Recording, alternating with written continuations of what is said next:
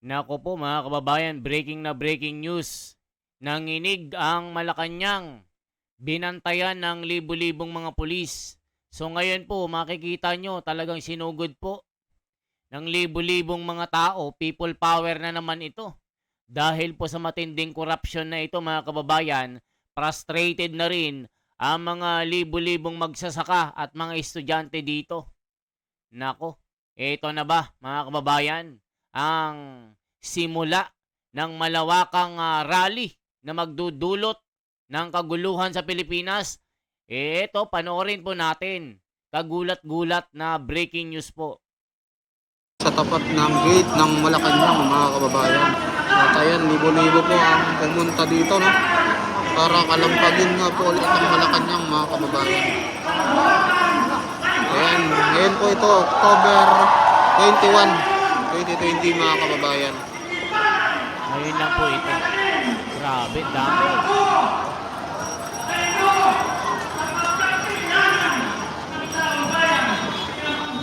Ito si Vincent Tabige mga kababayan. I-subscribe po natin. Ano ito? Masipag talaga na pumunta dyan sa rally ito.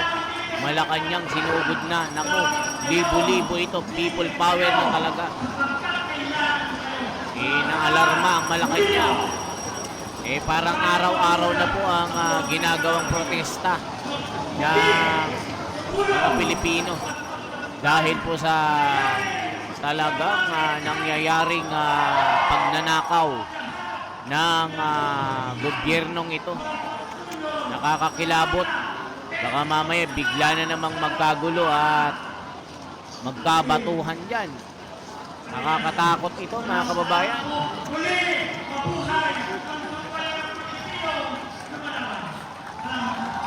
Ang tindi, dami. Tunay na reforma sa lupa. Ayan na, ipaglaban daw. Dami, libo-libo.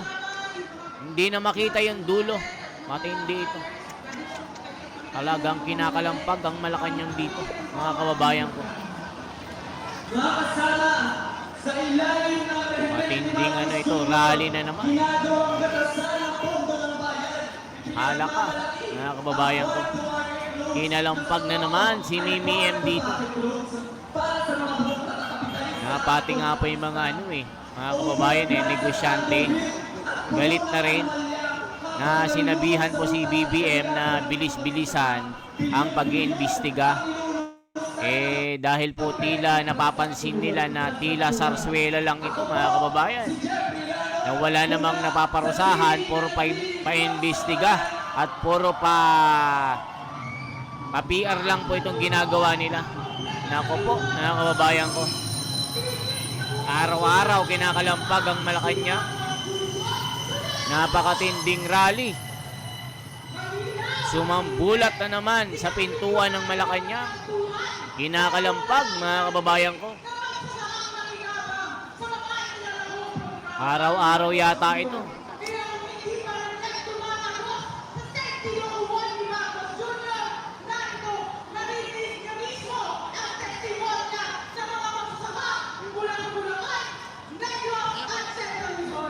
Nako po.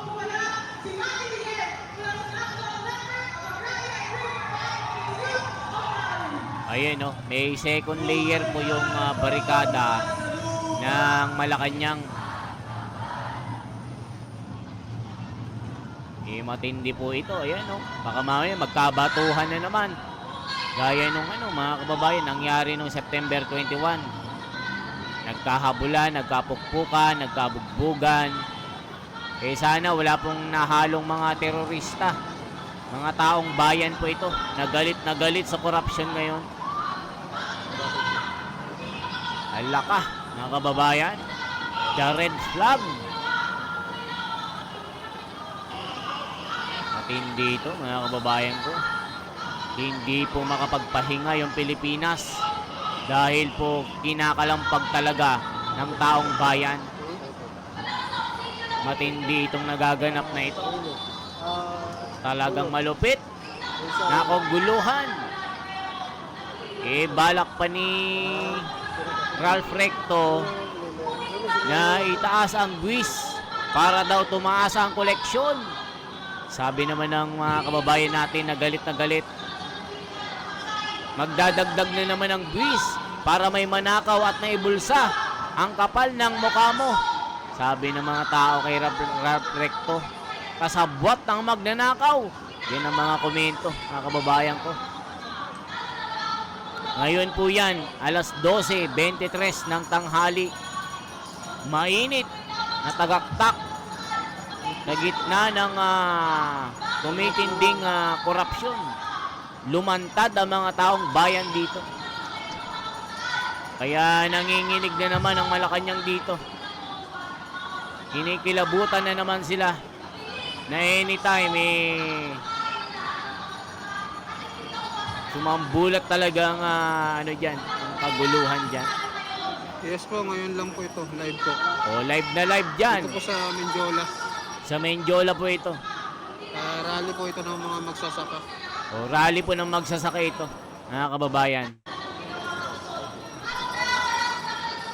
At hindi po ito. Libo po, nasa gilid lang po yung iba, nagpapasilong. Hindi talaga matahimik ang mga Pilipino na pinagnakawan ng mga kurakot na ito.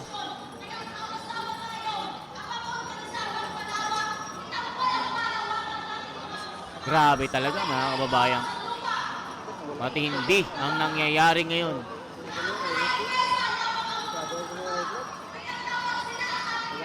Nagsisigawan ng mga kababayan natin na talagang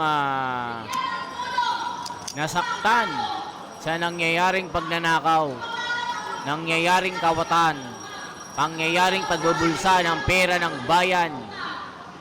Galit na galit ang mga Pilipino. Ginawang tanga, bobo, ginawang illiterate, ginawang bulag sa nakawan na ito. Nagpalit ng empleyado, nagpalit ng mga opisyal ng ahensya sa DPWH. Abay, nagpalit ganun din, kawatan din ang ipinalit.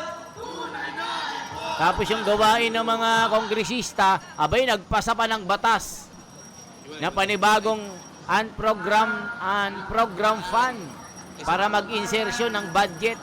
Di ba dyan ang gagaling ang nakawan? Sasabihin ng isa, yung leader, walang alam. Posible naman. Sobrang bobo mo na kung wala kang kaalam-alam dyan.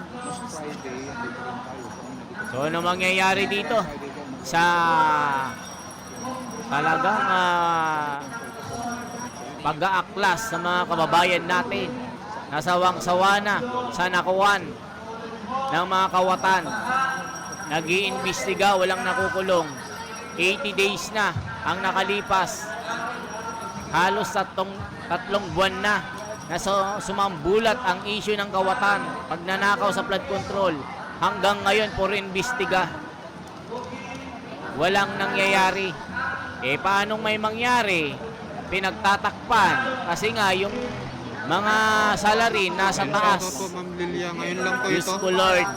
Live Ano po ito nang dito mangyayari sa Menjola. Pilipinas dito? Ayan, may mga vlogger din po naka-live dito. Napakarami, libo-libo po. Pinalibutan ng Malacanang dito.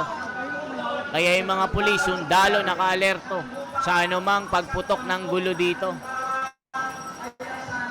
So yan lamang po mga kababayan ang ating bahagi. Ibinahagi ko lang ang balita ngayon sa Malacanang sa harapan ng Menjola na talagang sinugod ng libu-libong magsasaka, libu-libong taong bayan para ireklamo, maglabas ang inahin, mga reaksyon, mga opinyon sa pagnanakaw na ito ng mga opisyal ng gobyerno. Pati mga negosyante pumutok na rin. Gusto na rin nilang mag-people power talaga. I-like, i-share po at i-subscribe. Salamat po.